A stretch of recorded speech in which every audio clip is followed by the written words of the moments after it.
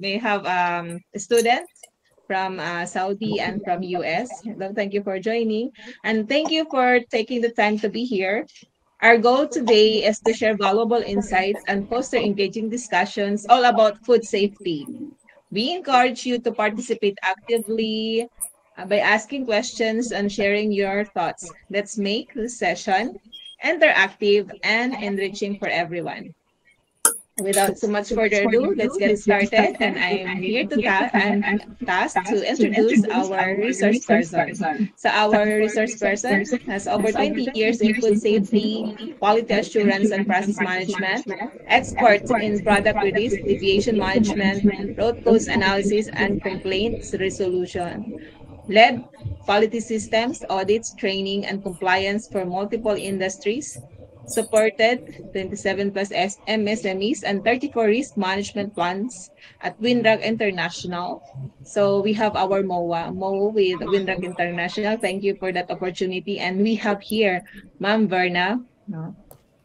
And then consulted 25 plus companies on ISO 9001, GMP, HACCP, ISO 22000, and FFC 22000. Managed production and quality assurance in pharmaceutical and food sectors, held leadership roles in quality management, process validation, and regulatory compliance, educator and seminar facilitator on food safety and quality topics. Everyone, let us welcome our quality assurance expert, our resource person, Bernardine Artiama. Ma'am? Thank you, ma'am. Nahambol naman po ako dun sa introduction nyo.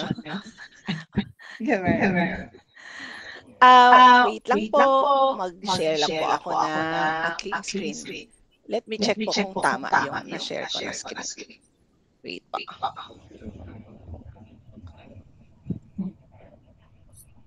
Ayun lang talaga kapag kaano. Can you see na po my screen? Yes, ma'am. It's already visible. Ano po nakikita nyo? Yung slide? Yung meron siyang next slide panel. So, wait lang. I'll check. Wait.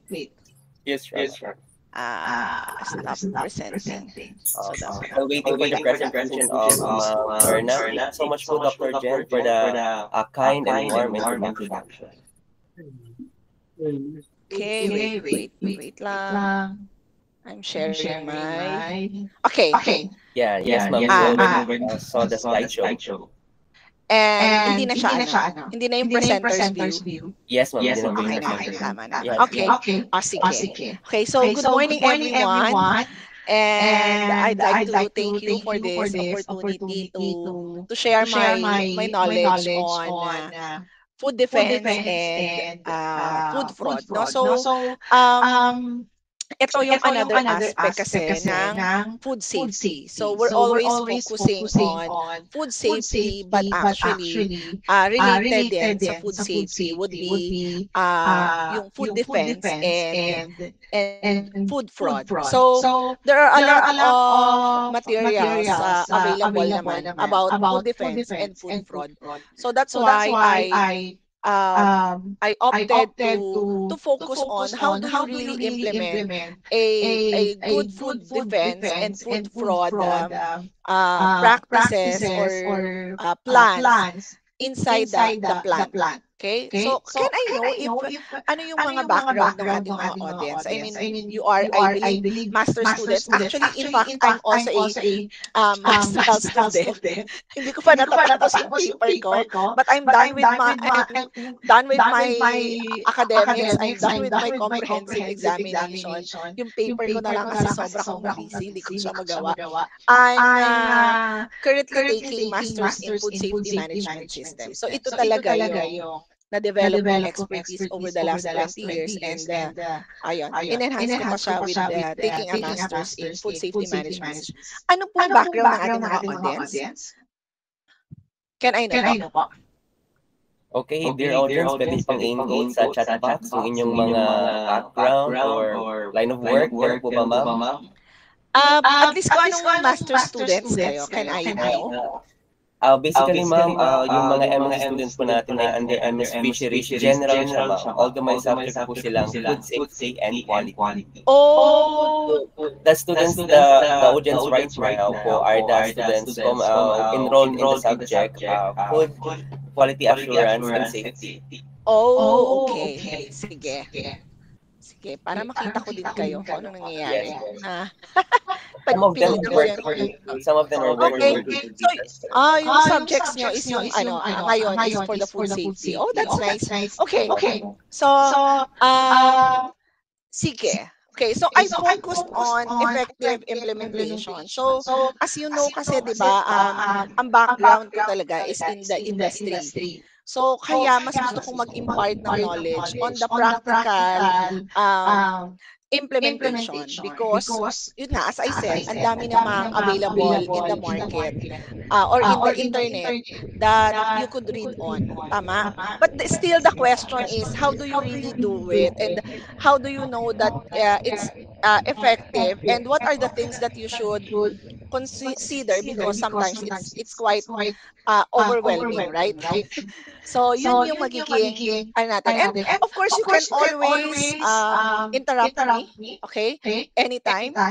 If you have a question. Hindi ko nakikita masyado yung chat box, but let me check din. Ayan.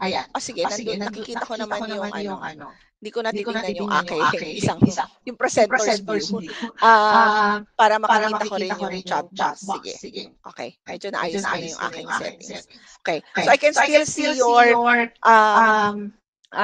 messages, no? Or you can interrupt me anytime because sometimes medyo masyado akong engaged aking sinasabi. Okay. So this would be this will be divided into two. The first half would be, we will be discussing first the food defense. And then, next after 30 minutes break, so ang gagawin natin would be, we will tackle around hanggang 10 or 10:15 siguro because we were quite medyo nalit ng konti. Let's see. So we will have the food defense on hanggang mga 10:15 to 10:30. Then we will have a short break siguro. Then we will proceed with food fraud. No? Para medyo hindi tayo masyado. Ito would be medyo more of theoretical, but I wanted to share with you as much practical application as much as I can. Okay? So, first we will discuss food defense. So, ano ba ang food defense? And bakit kailangan may food defense? Anyone? Sorry, I'm also a former professor. I nag-teach din ako sa college. That's why, sabi ko, mga student naman itong mga to. So, I will be in a professor mode ngayon. Hindi as parang the usual trainer lecturer. Okay? So, food defense, bakit ba? So, palagay nyo, anyone who have read about or nagkaroon ng nung sinabi sa inyo ni Doc Jenny na ang topic is food defense and food fraud, meron bang nag-advance study sa inyo? Anyone? Okay, sige. Jerts? Siguro ma'am para maiwasan mga intentional harm na may bibigay sa atin ng mga pagkain, lalo sa aquatic. Yes, no, tama naman si Jerts John. So, parang marami, sinabi niya yung intentional na harm, no? Kasi, di ba, as we can say, ang lagi natin tinitingnan, actually, sa food safety, is unintentional adulteration or unintentional harm. Kumbaga, hindi mo sinasadya. Inherent siya sa system mo. Inherent siya sa process mo. Inherent siya sa produkto mo. Diba? Na may possibility siyang makontaminate. That's food safety. Pero yung food defense, sabihin, depensa, diba? So, ibig sabihin, may something, tama, na kailangan mo siyang protektahan, correct? So, food defense actually started, nakikita niyo yung picture, actually, before pa, nagkaroon na meron ng drive for a food defense. However, na-fast track siya because of what incident? Ito, kung nakikita nyo, okay, for those na, ano bang mga generation ng ating audience? Okay, it was in, this is the 9/11 attack, okay? Way back in September 11, that was September 11 in 2001. Okay? Nagkaroon yung dalawang eroplano, correct? Commercial plane. Ang ginawa nila, binangga nila yung East and West Tower ng World Trade Center sa New York. Okay? So, anong nangyari dito? Terrorism attack kasi ito. Tama? So, 9/11 attack. So, pero, nag-trigger ito ng tinatawag natin na potential na magkaroon ng tinatawag natin na food terrorism. Because, sabi nila, ang plano pala, pwedeng, I never thought that aeroplano can be an element or an action or kumbaga para sa mass destruction for terrorism, di ba? Ang inisip lang natin, ano siya, commercial plane, di ba, to transport. Pero, sino pa naman mag-iisip na i-hijack mo yung aeroplano at babanggain mo yung isang building, di ba? To be a terrorist attack. So, medyo na-shock yung buong mundo during this time. And dahil dito, nag-trigger ito ng question na alin pa kaya kung ang commercial plane ay pwedeng maging parang weapon of mass destruction or terrorism. So ano pa ang pwedeng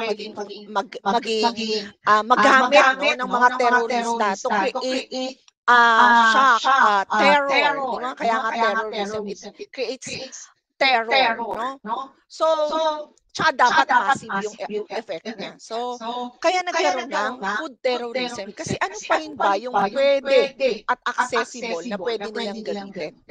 Okay? So, nagkaroon ng tinatawag na food terrorism na deliberate na i-contaminate yung ating mga pagkain, okay?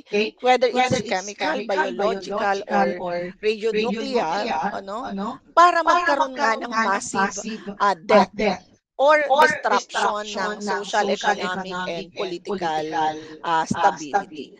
Also, meron din tayong tinatawag na bioterrorism. Kasi ito, even before pa actually ng 9/11 attack, meron ng tinatawag na bioterrorism wherein ginagamit nila yung mga microbiological agents, right?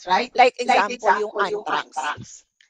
Okay? So actually, yung mga way back in 2007, 2008, nagkaroon na ng mga anthrax scare. Yung mga envelope, tama? Sa mail, mini-mail nila yon kasi white powdery substance lang naman yung anthrax, diba? So, para mag-distribute para magkasakit ka. Okay? Kasi iba pathogen ang anthrax, yung bacillus anthracis. Okay? So, yan yung mga naging kaya nagkaroon ng food defense. So, na-fast track to. Okay? Na-fast track dahil dito yung pag-enact, lalo na ang pinakang proponent ng food defense actually ay nag-umpisa ito ay sa US. Okay?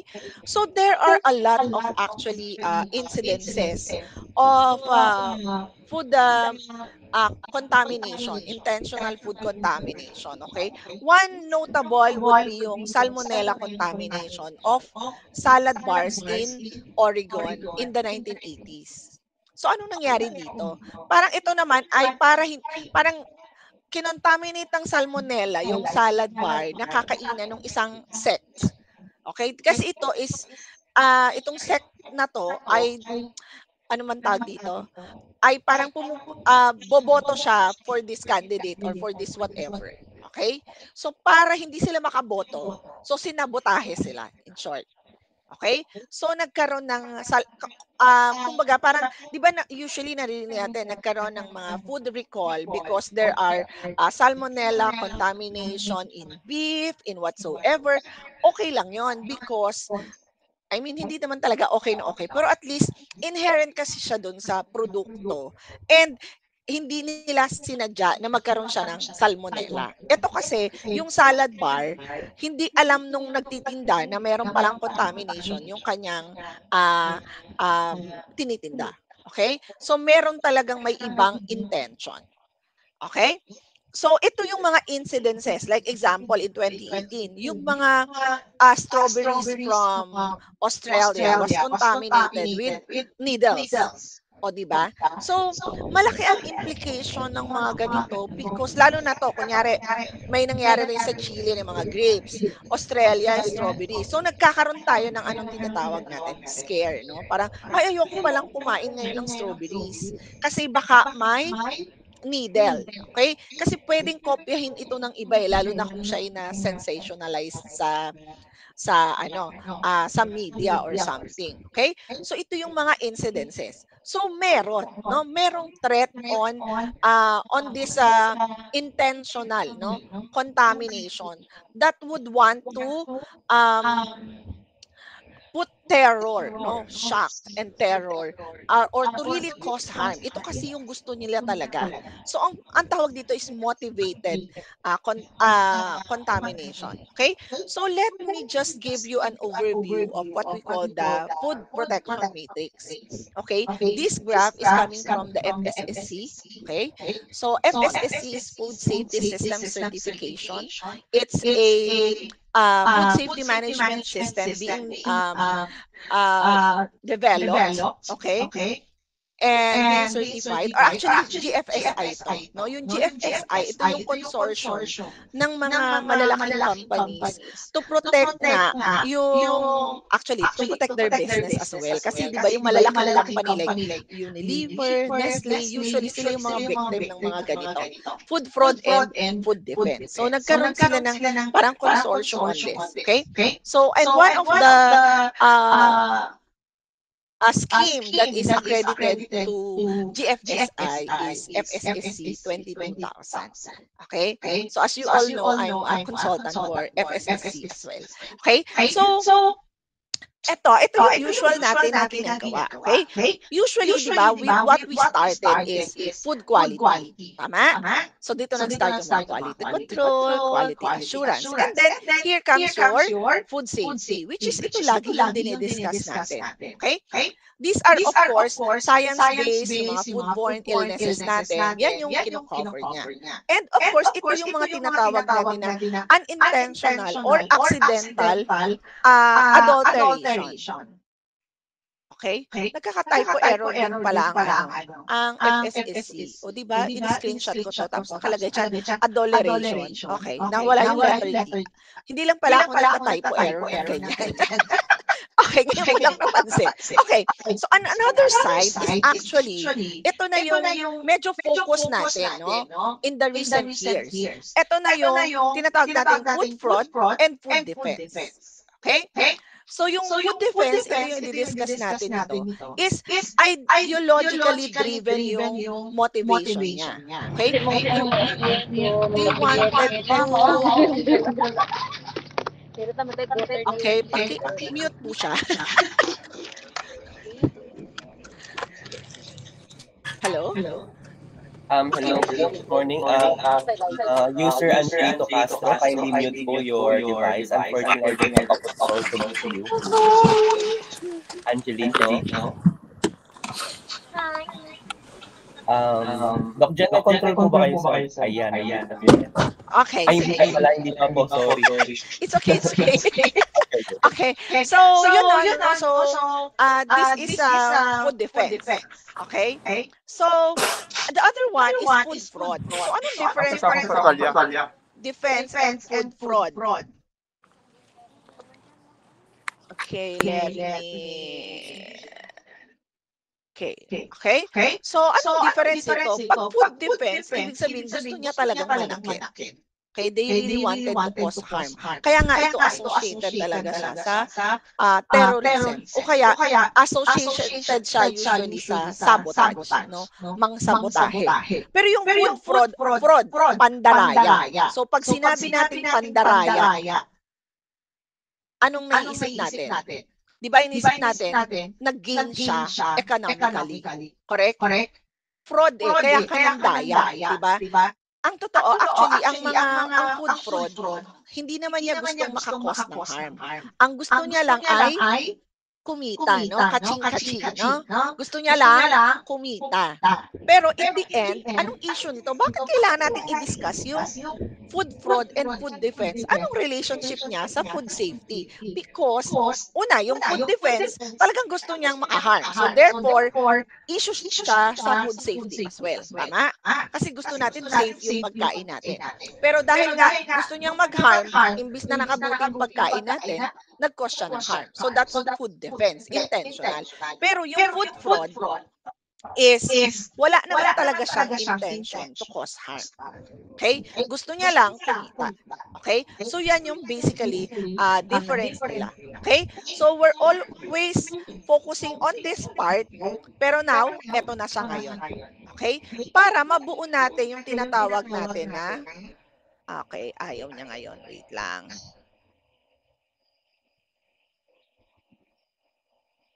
Okay, sorry. Kanina ayaw niyang gumalaw. Okay, para mabuo natin yung tinatawag natin na food safety management system. Because before, di ba, lagi ang ginagawa lang natin is pag sinabi natin food safety management system, we are just focused on the food safety part, which is ang ating walang kamatayang HACCP. No? Nabugbog na tayo sa HACCP. And usually, ito ay yung mga tinatawag na, yun nga, ang focus natin yung mga foodborne illnesses, yung prevention ng mga accidental and adulteration, no? Unintentional. Okay? Kaya nga tinitingnan natin, meron ba, may tendency ba, ano ba ang inherent na harm, na hazards sa ating pagkain, sa ating process, sa ating raw materials. Correct? So, ina-identify natin yun. Pero in the case of food defense, okay, ito kasi behavior ang tinitingnan mo.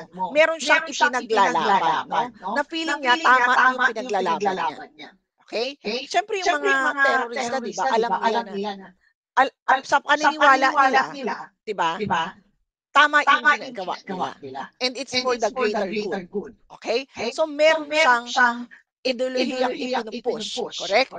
So, medyo behavior to. So, kaya ang ginagawa natin dito, no, sa mga food safety management system, kung ang tawag natin sa food safety ay hazard analysis, and critical control point. Pagdating sa food defense, ang tawag natin ay TASI, or threat assessment and critical control point. In the same manner, pagdating naman, meron naman tayong tinatawag na food fraud.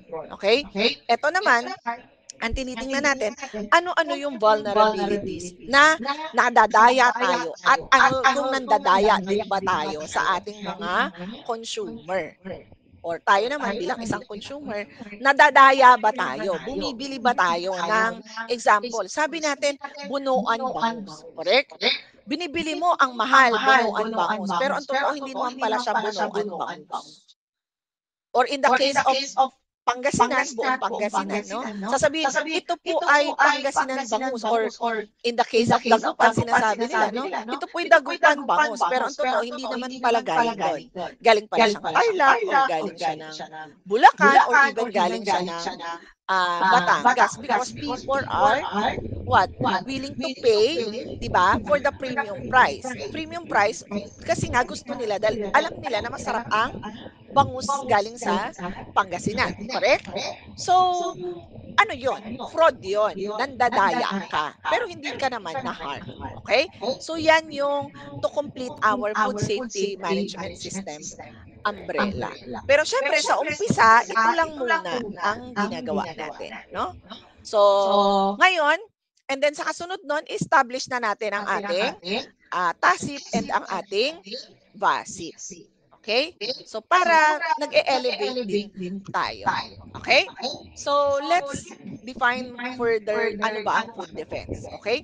So, define ang food defense as the effort to protect food from acts of intentional adulteration or tampering. So, tinamper yung produkto mo. Diba? Binuksan, may nilagay na something, no? Kaya, usually, dinilute, no? So, mamaya di-discuss natin yan. Okay? Anong sabi ni GFSI? Dinefine niya to as the process to ensure the security of food food and food ingredients, feeds, and food packaging. So, sabihin, lahat to, hindi lang yung food mismo, pati yung raw material natin, pati yung feeds na pinapakain natin sa ating mga bangus. Okay? And even yung ating packaging ng ating mga product. Okay?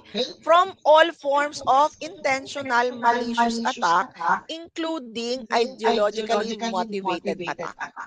Okay?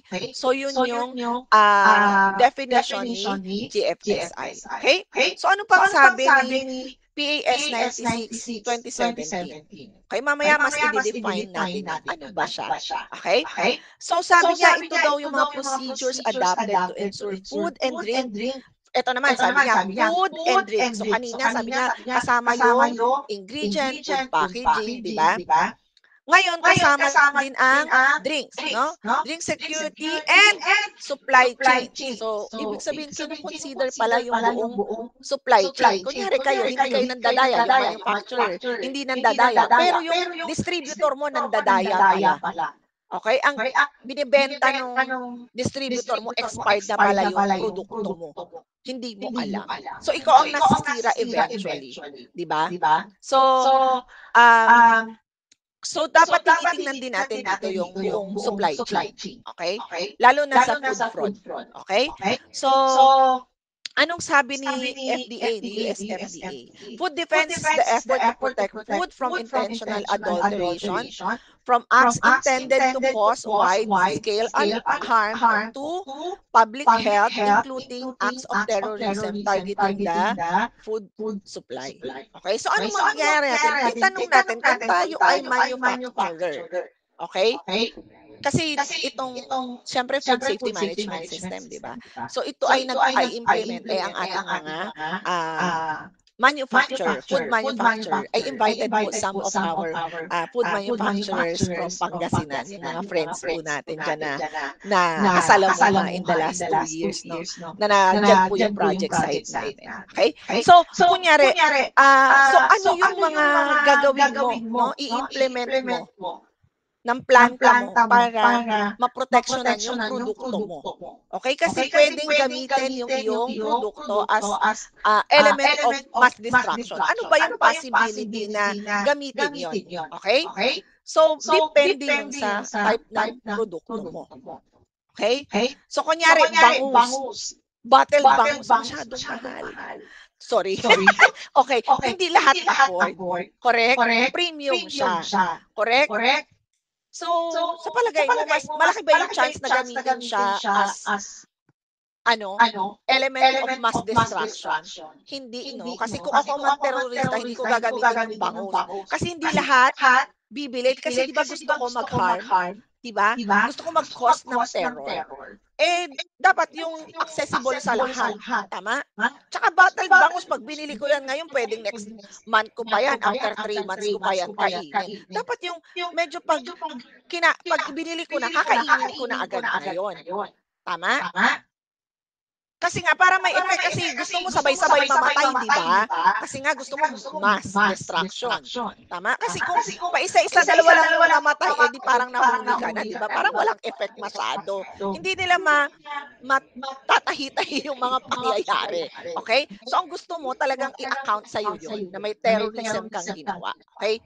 So yun, no? So, titingnan mo yung food supply chain. Okay? Ang titingnan mo, yung produkto mo ba ay potential na gamitin. At anong gagawin mo para hindi siya magamit ng mga terorista or ng masasamang loob. Okay? So, pwede siguro na hindi gamitin for terrorism ang produkto nyo. Kunyari, marinated bangus, tsaka bottled bangus or whatever na ng bangus. Diba? Pero, pwede ka rin masabotahe. Sabotage. Pwedeng dahil may galit sa'yo o yung competitor mo, sinabotahe ka. Usually, pagdating sa industry, ito yung mas tinitingnan na. Kasi nga, kunyari ako bangus, ano ang tendency ko na gamitin ko? Ako kahit ako hindi ko pipiliin yung bangus, di ba? Ang pipiliin ko siguro mantika dahil araw-araw ginagamit yun or tubig, di ba? So, pero may possibility pa rin na masabotahe ako. Okay?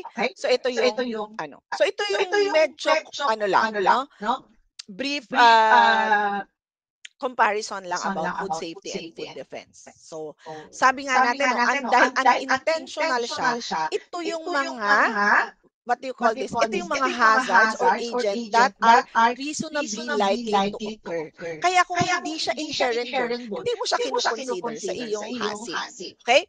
Usually, they are natural or minsan galing siya sa environment, sa planta o dun sa ating fish pond, no?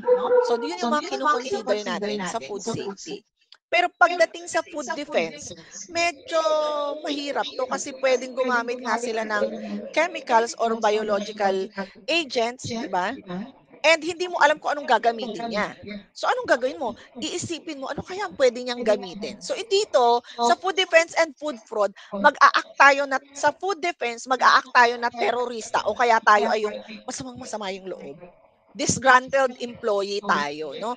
Gusto nating bumagsak yung negosyo nung kalaban natin or nung dati nating amo. Parang ganon, no? Kasi masama yung loob ko. Okay? So, kaya ito ay medyo mahirap i-control at mahirap siyang i-predict. Okay? So, may iba tayong skill set na kailangan pagdating sa food defense. Sorry. And even food fraud. Okay. Let me give you an example. Okay, let me give you an example about the difference between food safety and food defense. Example, di ba sa biological naman, kinoconsider naman natin yung E. coli in hamburger, salmonella in peanut butter, as well as Listeria monocytogenes in berries or in fresh produce. Correct? So, food safety yun kasi inherent na nandun siya. Most likely meron. Correct? Kaya nga, dinidisinfect mo sila. Nililinis mo, winawash mo. Tama? Pero pagdating sa food defense, ang ginagamit naman nila, example ay yun nga, anthrax, no? O kaya yung Clostridium botulinum. Yun din po yung ginagamit natin pampaganda, yung mga kaya poker face, no? Kaya sabi na botox, galing po yun sa Clostridium botulinum. So, pwede rin siyang gamitin as act of terrorism. Okay? Pagdating naman sa chemicals, no, usually ang kinoconsider natin pagdating sa food safety ay yung pesticide residue, yung mga veterinary drug residue, tama? Yung mga chemical contaminants na napupunta sa pagkain natin na ginagamit natin. Pero pagdating sa food defense, ang tinitingnan mo na yung Vibrio cholera, yung Yersinia pestis, yung kagaya ng nagkaroon ng plague dati, no? O kaya pwede rin nilagyan mo kasi ng ano to? Yung rat bait, no? O kaya mga arsenic, yung pagkain, no? Yung kunyari yung ice tea or ano nilagyan mo. Okay? So, yan yung difference. Okay? Food defense na yun. Pwede rin normally kinoconsider natin yung mga metal bone, rat droppings, sa food safety. Pero pagdating sa food defense, usually, anong nilalagay? Yun nga, yung nails, yung mga needles, no, nilalagay na. Wala naman talaga supposedly needles yung strawberry. Diba? So, nilagyan niya. Okay? So, intentional yun. Okay, yun ay food defense. O kaya, pwede rin radiological. Okay? So, nilagyan niya ng plutonium or cesium yung produkto or yung pagkain. Okay? Sa food safety, meron din ito kinoconsider actually dito. Kung inherent minsan tinitest din to sa water. Kasi pwedeng yung lugar mo ay meron palang source ng radiation. Pero bihira naman to. Okay? So yan yung difference. No? Parang pareho naman yung tinitingnan mong mga agents. I mean, ito pa rin, biological, chemical, physical. Pero the way siya ginamit. Okay? Or ginamit na agent iba. Okay? Or kagaya kanina, di ba? Sinadyang lagyan ng salmonella yung salad. Yun sa salad bar. Okay? So, food defense siya kasi sinadya. Okay? Pero kung kunyari may salmonella yung mga salad, dahil hindi nag-follow ng protocol, hindi nagsunod sa GMP, hindi sinunod yung tamang disinfection washing. Okay? Food safety yun. Pero yung sinadya mong lagyan, food defense yun. Okay? So, klaro po ba tayo? Klaro? Okay. So, ngayon, alam na natin na may possibility na magkaroon tayo ng, yung may issue tayo ng food defense. Correct? So, anong kailangan natin ngayon gumawa? Gumawa tayo ngayon ng maayos, sound, effective na food defense plan. Okay? So, the food defense plan is a set of written documents that is based upon food defense principles that incorporates, anong sinasabi niya sa definition niya? Meron siya dapat vulnerability assessment. Vulnerable ba ang iyong produkto, ang iyong kumpanya, ang iyong proseso for a food defense issue? Okay? And also, yung plan mo daw ay merong una, vulnerability assessment. Second, meron ka dapat mitigation strategies. Okay?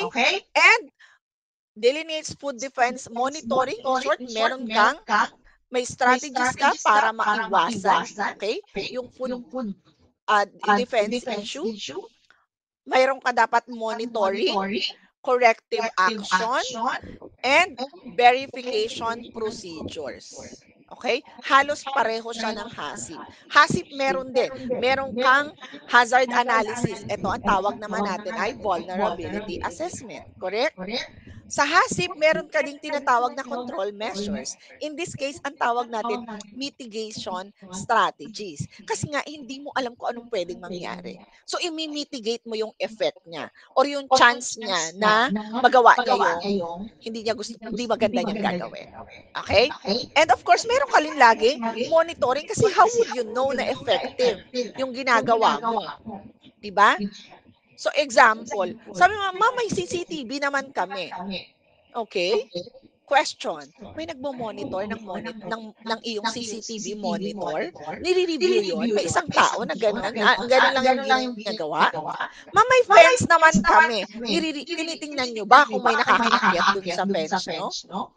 Yan yung mga tanong di ba? Ma, may security guard, pero nandun lang sa unahan, di ba? Sa may gate. Ang laki-laki ng facility mo. Sa likod. Kung ako may masamang loob, bakit ako papasok sa harapan, di ba? Di mag-over the backod ako. Ano yung chance na mag-over the backod yung masasamang loob? Kasi nga dapat praning ka, alam mo yun. Pag food fraud and food defense, praning ka. Iisipin mo na may masamang tao na may gagawing masama sa planta mo. So, kailangan i-anticipate mo yung mga possibility nilang gawin. Kaya, meron kang tinatawag na mitigation strategies. Ano yung mga existing controls mo? Okay? So, ang sabi natin, para ma-implement natin ng maayos ang food defense, kailangan meron tayong tinatawag na food defense plan. Okay? So, sabi nga natin dito, di ba, ito na yung definition niya. So, therefore, ang food defense plan ay dapat merong vulnerability assessment. Tama? Ano-ano yung mitigation strategies mo? Nasa definition. Okay? At ano rin yung iyong monitoring records, corrective action, steps, and verification. Ano pa? Pinaka-importante ang training and documentation. Dapat nasusulat ito. Kaya meron kang tinatawag na food defense plan. Yun na yung iyong dokumento. And of course, walang silbi yung dokumento mo kung wala kang training. Kasi dapat ito ay buong organization. In fact, minsan sinasama pa natin yung buong supply chain. Okay? Kasi affected ang lahat. Okay? So these are the 4 components of a good food defense plan. Okay?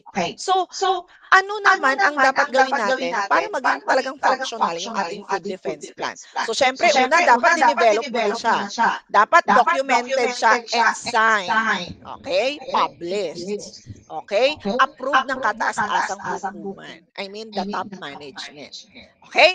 Of course, it should be implemented. Yung mga nasusulat nyo na mga mitigation strategies, mitigating actions mo to prevent any food defense or food fraud. In fact, dapat nangyayari ito. Hindi lang siya sa papel. Okay? What else?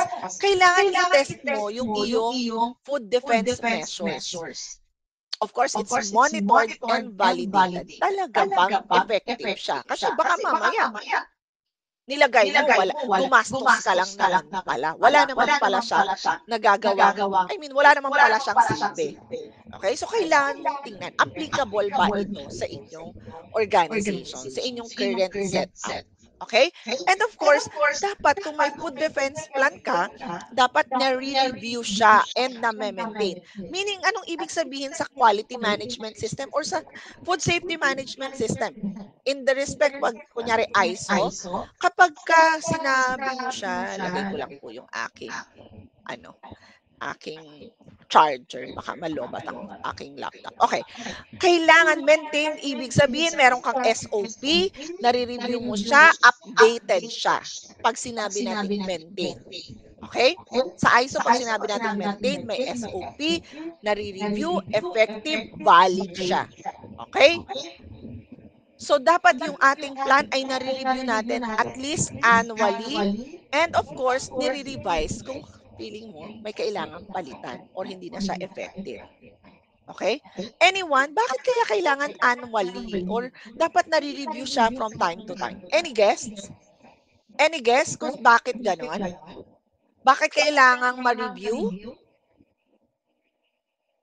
Anyone?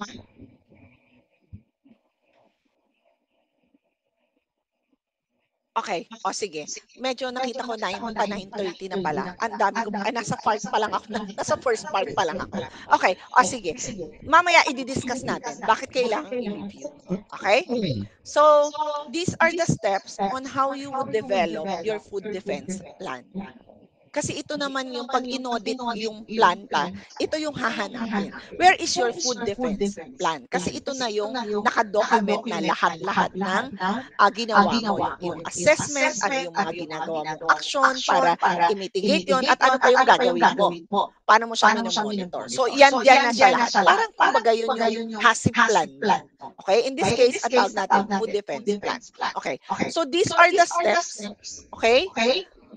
Na gagawin na para rin siyang HACCP.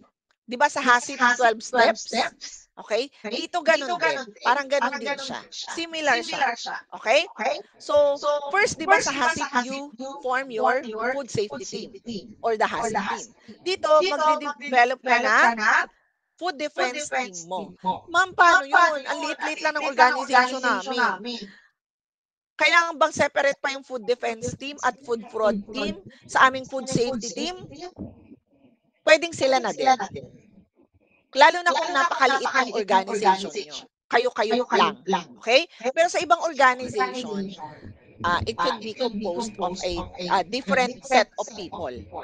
Okay? Kasi may ibang expertise na kailangan pagdating sa food defense. Okay? So, syempre, kung meron ka ng team, sila ngayon magko-conduct ng initial assessment. Tapos, titingnan niya ngayon kung ano yung mga gaps. Okay? So, i-address niya ngayon yung gaps. Wala pala akong bakod. Di natural, madali ako mapapasok ng mga magnanakaw, di ba? Ng mga masasamang loob. Okay. Di magpalagay ka bakod. Okay. In-address mo na yung gaps. After nun, magko-conduct ka ulit ng vulnerability assessment. Para hindi ka napapraning. Di ba? Hala, ito pala, hindi pwede. Parang HACCP, di ba? Hindi lahat ng hazard ay critical control point. Correct? So, dito i-assess mo din, alin ba talaga yung dapat kong unahin? Kasi hindi mo pwedeng pagawa lahat ng bagay sa planta mo. Kunyari, ang liit mo lang.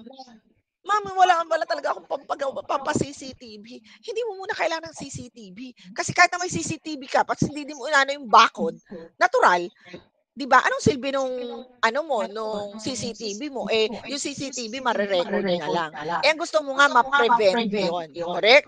So, anong uunahin mo? Di natural, unahin mo muna yung bakod. Correct? Rather than CCTV. Parang ganun siya. So, ina-assess mo, alin ba talaga yung mas critical na unahin mong gawin? At ano yung pinakamataas yung risk? Okay? Kaya ilalagay mo yung vulnerability assessment na tawag natin. Okay? And then, from there, gagawa ka ngayon ng mitigation strategies para hindi nga siya matuloy. Okay? Siyempre, yung strategy mo, dapat chine-check mo kung effective. Okay? Kasi kung hindi, tanggalin mo na yun. Abala lang yun. Correct?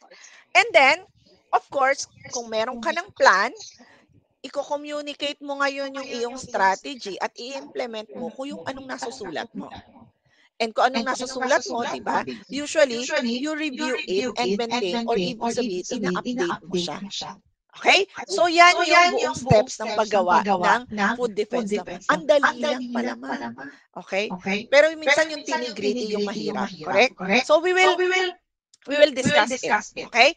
So, ito una, mag-assemble ka ng food defense team.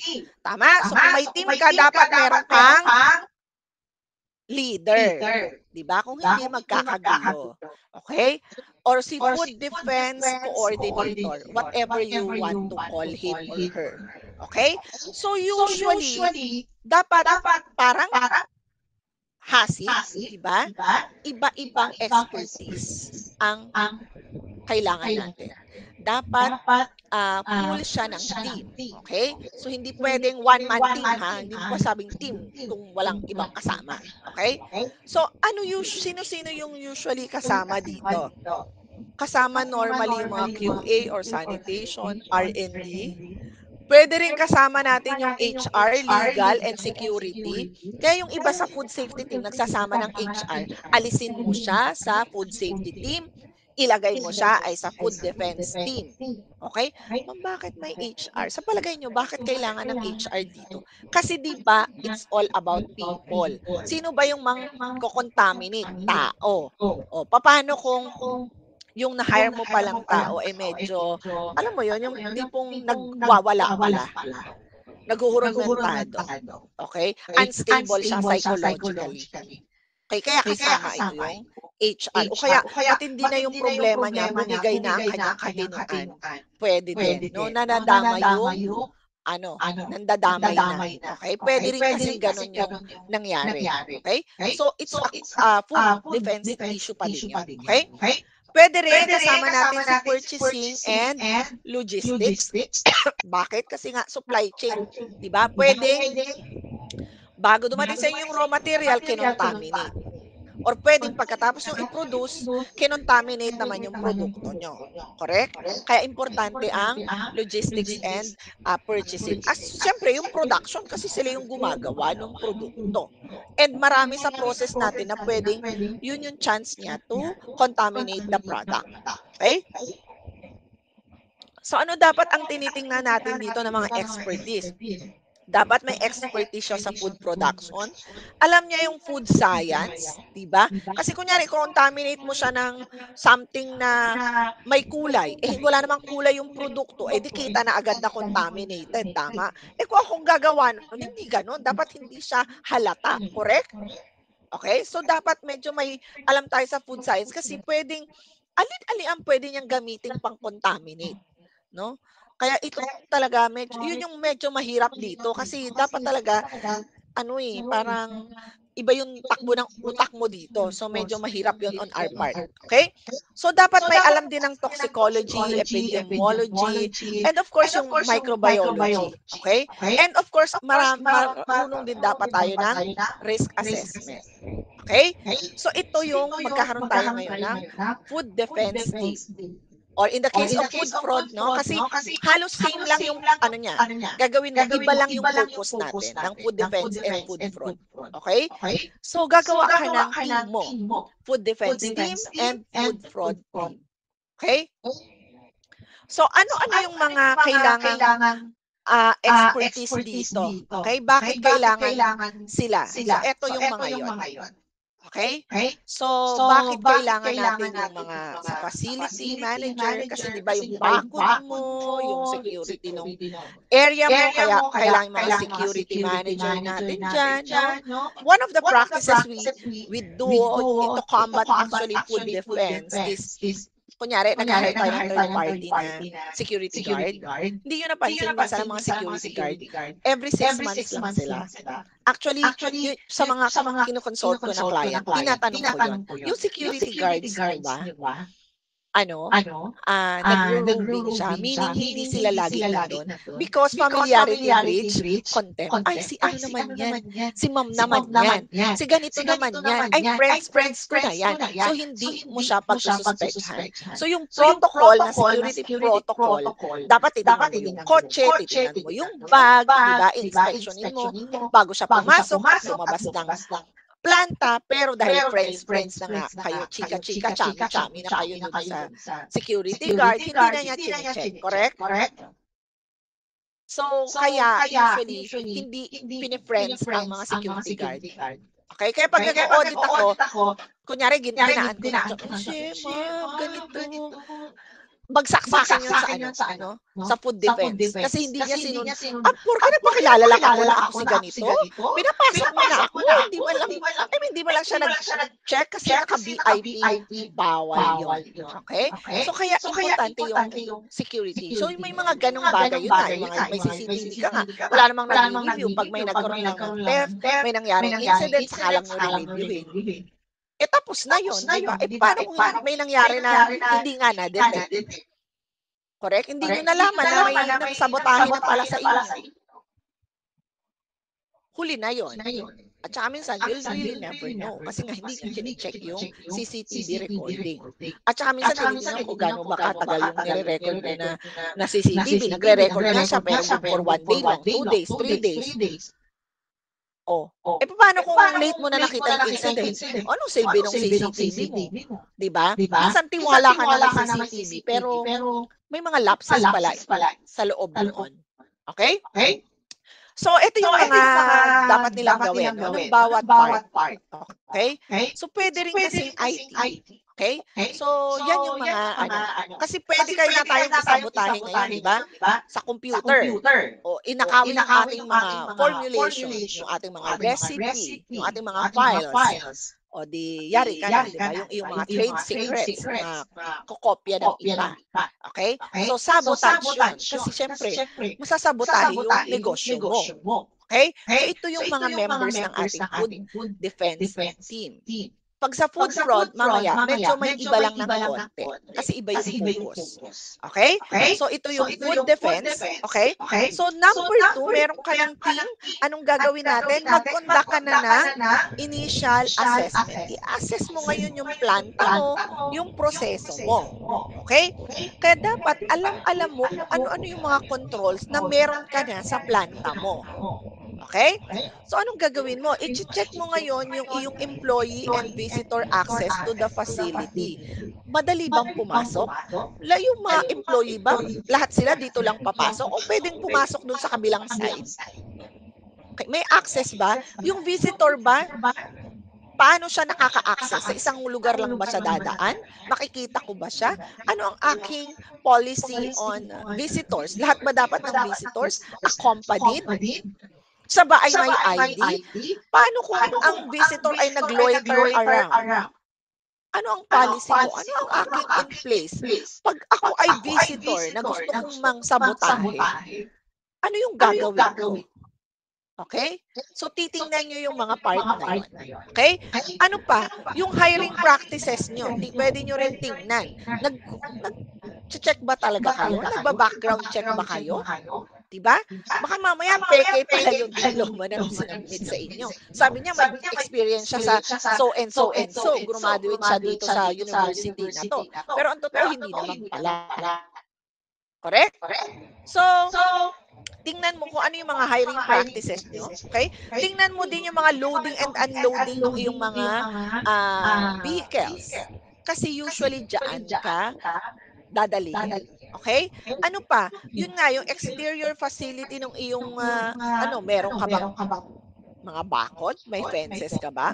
May ilaw ba? Kasi syempre, kung madilim, di ba? Nandyan yung mga krimen. Correct? So, gusto natin deterrent yun na maliwanag.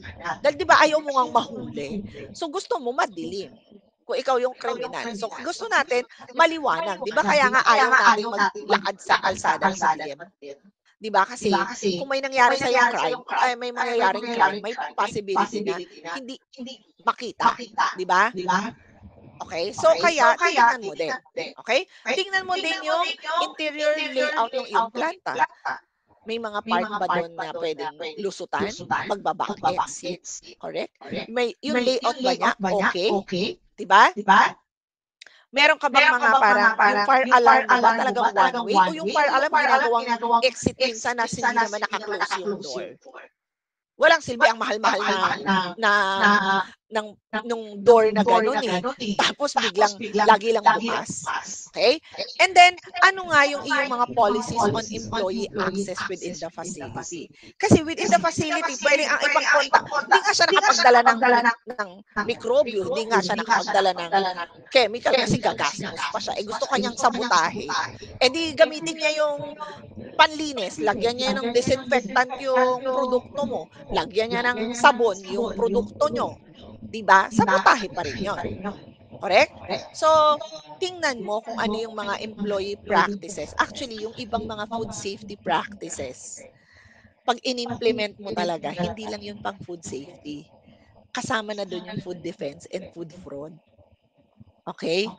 So, minsan lang, hindi ko siya, pagka nagte-training ako ng food defense and food fraud, syempre hindi ko na-explain ng ganito kasi bakit? Ito yung samat-galing ng food fraud and food defense na training. Kasi sometimes, pag napasobra yung training mo, binigyan mo pa ng idea yung mga tao kung paano niya kayo sasabotahin. Correct? Kaya kailangan medyo iba yung training para sa mga top management at iba yung training ng food defense and food fraud dun sa mga regular natin na employee. Okay? Bakit? Kasi kung sila yung gagawa nung sabotage, ano to, parang binigyan pa sila ng idea kung ano yung mga vulnerabilities ng planta nyo. Okay? Pero hindi naman lahat ordinaryong empleyado ang gumagawa. Sometimes, minsan, mas gumagawa ng sabotage. Tama? Yung mga managers o yung mas may access kasi mas may capability siya. Kasi nga, all access siya. Okay? Lalo na kung malalaking kumpanya. Kaya usually, limited dapat yung access ng mga employee. Tsaka dapat, kunyari, hindi ka malaking kumpanya siya. Meron akong pinasukan na company wherein pag hindi ka nakaschedule pumasok ng Sabado at Linggo, walang pasok, hindi ka pwedeng pumasok. Bakit? Kasi baka may iba kang intention eh. Kasi hindi ka nga nakaschedule, bakit ka nandito? Okay? Food defense, ano yun? Strategy din yun. Kasi ayaw mong isipin na, I mean, kung hindi siya declared na dapat nandun, dapat wala siya doon. Okay? So, those are the things na pwedeng i-consider. Okay? So, normally, wag naman tayong mapraning kasi nga, sabi natin, normally, meron ka naman ng mga existing controls or na in place naman na to. Kagaya nung sinasabi ko nga sa inyo na actually, yung iba natin yung nasa food safety na mga rules and policies, mga ano na rin siya, mga mitigating controls na rin siya for food defense and even food fraud. Okay? Kaya tinitingnan natin yung mga mitigation natin, no? Tinitingnan natin kung ano pa yung mga in place natin kasama ng HACCP at sa ating mga SSOP. Kaya di ba yung mga sinasabi ko lagi pag nag-conduct ako ng training ng GMGA na dapat naka-lock and key ang access ng detergent. Una, magastos pag hindi tama. Pero food safety, syempre yung focus ko. Pero ang totoo, pwede rin yung gamitin yun as food defense, di ba? Pwede yung pag-contaminate niya. Lalo na kung siya ay disgruntled employee. Kasi siya yung number one actually na risk, no, ng food defense, yung ating disgruntled employee. Which is lalo na kung may access siya doon sa ating mga chemicals. Diba? Hindi ka kailangang magdala. Yung mga nandun na sa planta natin, yun yung pwede niyang gamitin. Okay? Kaya dapat may limited access lang doon. Tsaka dapat na-inventaryo siya. Hindi lang dahil sa baka ninanakawan or mag-overuse. Na pag na-overuse ng hindi sabihin may remnants ng detergent, so food safety issue yun. Pero hindi. Pwede kasi niyang sadyain. Diba? Okay? So, marami siyang implication. Kaya naka-lock and key siya. So, ibig sabihin, on that part, meron ka ng controls in place. Diba? Naka-hide siya sa food safety, in fact. Pero ang totoo, damay na niya yung food defense and food fraud. Okay? So, pag nagkukunta ng training, parang focus ko lang kunyari siya isang food safety. Pero ang totoo, may kasama na yung food defense and food fraud. Okay? So kailangan natin tingnan, no? Pag gagawa ka ng food na contamination, intentional contamination, usually ito yung mga tinitingnan natin, no? Kasi nga, di ba, mag-a-assess tayo. Magba-vulnerability assessment tayo. So, titingnan mo ano yung kanyang motivation. Okay? Meron ba siyang motivation? Ano yung possible motivation niya? Okay? Ito kasi yung mga pwedeng mangyari. Okay? Gusto niya talaga mag-terorista. Okay? Bangus.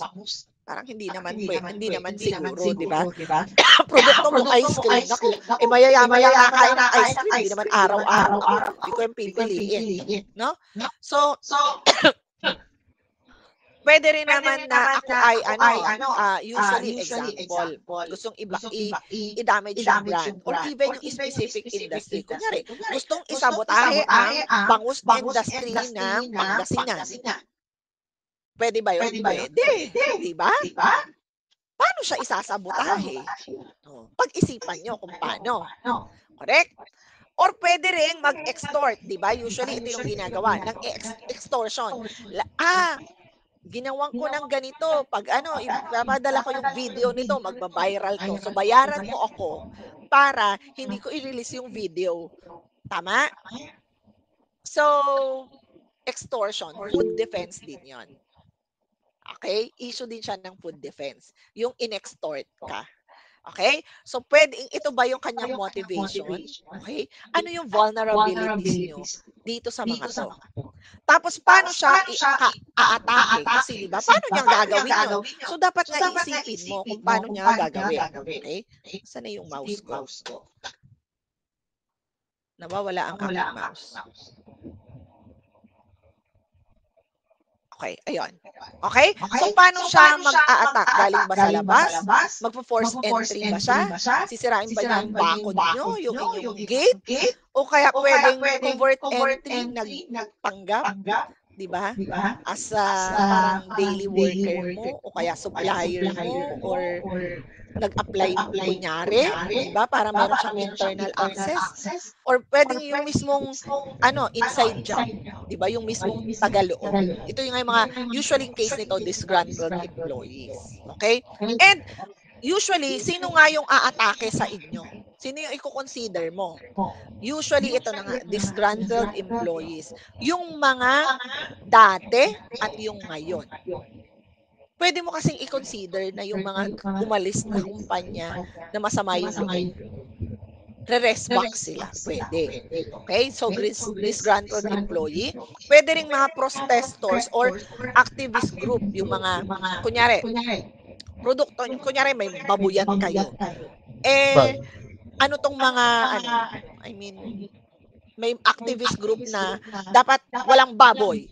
Diba? Gusto niyang patayin ang pig industry, yung mga meat sa Pilipinas. Ganyan. Aktivista, pwede. Actually, may mga issue yan sa palm oil, di ba, sa Indonesia. So, kaya hot topic yung, hot commodity actually yung, anong tawag dito? Hot commodity yung palm oil. Kasi nga may ibang part doon na tinanggal ginawa nilang palm plantation. So, may mga issue yung mga Greenpeace, hindi naman talaga Greenpeace. Yung mga environmentalist or whatever activist na medyo extremist na siya. Okay? Pwedeng sila. I-consider dapat natin yun. Of course, yung mga terrorists, subversives, pwede rin nating i-consider yung ating competitors. Okay? Kasi nga, pwedeng mag-post sila as your crew, contractor, pwedeng temporary employee, pwedeng ng truck driver, o di ba? Yung mga napapanood natin sa mga crime movies and series, yun. Kaya dapat bago ka mag-food fraud at food defense na assessment, manood ka muna ng mga crime movies. Doon ka makakakuha ng mga ideas. Okay? Kasi nga pwede ring mga criminals talaga, yung kapitbahay mo. O ano pa yung pwedeng disgruntled dito? Yung community, kunyari, ang ingay-ingay ng planta nyo, naiinis na yung kapitbahay, doon isasabotahe ka, pwede rin yun. Diba? Haharangan yung daan. Pwede kasi yun. Okay? Yung community, galit. Kasi nasira na yung kalsada dahil ang lalaki ng mga ng mga truck, diba? Ay, naku, nakakainis talaga yan. O, di galit na yung community. Pwedeng sila rin. Yung kapitbahay mo, pwedeng ganon. Okay? So, yan yung mga kinoconsider natin na pwedeng, sino-sino yung pwedeng sa atin, anong tawag dito? Gumawa sa atin. Okay? Nung mga ganitong mga intentional crime or act, 'di ba? So as you can see, sometimes meron ako dito mga ganyan. So these are my references. Okay? And so pag nag-a-assess ka, ito yung mga tinitingnan mo. Okay, tinitingnan mo yung process mo. Kaya kung ano yung process flow mo sa HACCP mo, gagamitin mo ulit siya sa food defense and food fraud assessment mo. Kasi titingnan mo ulit yung aspect ng food defense and food fraud dun sa iyong process. Sa facility mo, di ba, ang tinitingnan mo minsan, baka makapasok yung insekto or makapasok yung daga. Food safety yon. Pero yung sa facility mo at facility perimeter, ang titingnan mo ay makapasok naman ang mga masasamang loob. Okay? So, tinitingnan mo din sa food safety, ang tinitingnan mo lang sa employee mo ay yung kanyang behavior, yung knowledge and skills niya, na naintindihan niya yung food safety. Pero dito, hindi lang. Hindi lang yun. Dinaya ka ba niya? Diba? Tama ba yung mga sinabmit siya sa yung mga requirements? Okay? Siya ba ay may history ng whatever? Diba? Tagasan siya. Ano yung nature ng family niya? Diba? So, minsan ganon. Okay? So, titingnan mo din yung mga bisita nyo. Kaya minsan, bakit hindi kayo mahigpit? Dapat mahigpit kayo sa bisita. No? Pwede mo rin tingnan yung mga contractors and service providers. Kasi sila nakaka-access sa facility mo. Okay? Ano pa? Tinitingnan mo actually yung raw materials mo kasi syempre, garbage in, garbage out. Kung na-contaminate yung produkto mo, yung raw material mo, contaminated na yung produkto mo nang hindi mo alam. Lalo na kung mahirap i-detect. Diba? Sabi ko nga, karamihan ng facility natin, anong ginagawa lang natin? Matameter, diba? Tsaka taste. Diba? Hindi natin na-detect. Kasi malay ba natin kung meron ba siya noon, diba? Tsaka ang complicated nun i-test. Wala ka nun sa planta. Kahit na malaki kang kumpanya, wala ka nung pang-test. Okay? Kaya pwedeng dito. So, during transportation. Kaya, anong isa sa key? No? Actually, yung ating traceability system, hindi lang siya food safety. Pang-trace din siya kasi nga food fraud and food defense as well. Okay? So, ano pa tinitingnan mo? Yung iyong finished product. Yung out ng finished product mo at paano mo siya gagawin. Okay? So, these are the factors na lahat mo titingnan mo. Actually, mas mahirap siya compared sa HACCP. Kasi iba yung frame of mind na natitingnan mo dito eh. Which is hindi ka masyadong sanay doon. Kasi nasanay tayo lagi sa food safety. Okay? Tsaka ito nga, parang kaya kailangan talaga dito business owners, nalalaman mo yung nangyayari sa market, scenario sa labas, diba? Titingnan mo lahat yun. In short, mag-horizon scanning ka. Anong nangyayari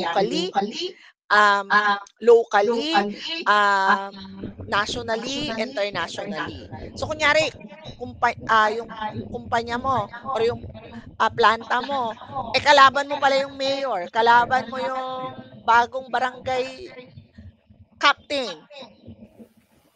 Feeling mo may issue yun, may possibility, di ba? Pwede kang i-sabotage. Di ba?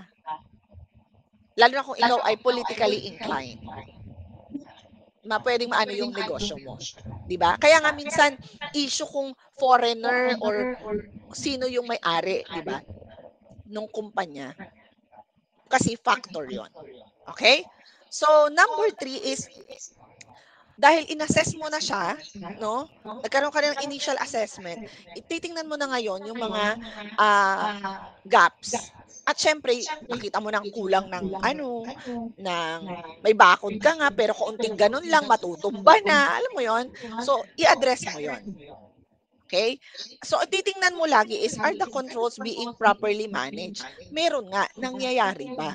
Effective ba yung naka-in-place mo doon? So, re-reviewin mo yun. In short, i-audit mo siya. Okay? Or, kulang ba? May kailangan ba kataming additional na procedure na gawin? Kasi baka kulang. Okay? Yung security measures mo, di ba? Sa planta, sa process mo, sa entrances, sa exits, lahat, no? Titingnan mo yun lahat. May kailangan ba akong additional procedure na gawin? Okay? Then, after nun, magkukonduct ka na ng formal na vulnerability assessment. So, anong goal mo dito? Ang goal mo dito is to evaluate the process steps. So, sabi natin, yung HACCP natin na may process flow, tama? Titingnan mo ulit yon. Pero ngayon, iba na yung perspective mo. Paano kung siya ay naglagay dito ng contamination, ng contaminant? May mahuhuli ba? Makikita ko ba? Madedetect ko ba? Diba? May nagbabantay ba sa kanya? O mag-isa lang siya lagi doon? Kasi tiwalang-tiwala tayo. And kung ginawa niya yon, makikita nyo ba? Madedetect nyo ba?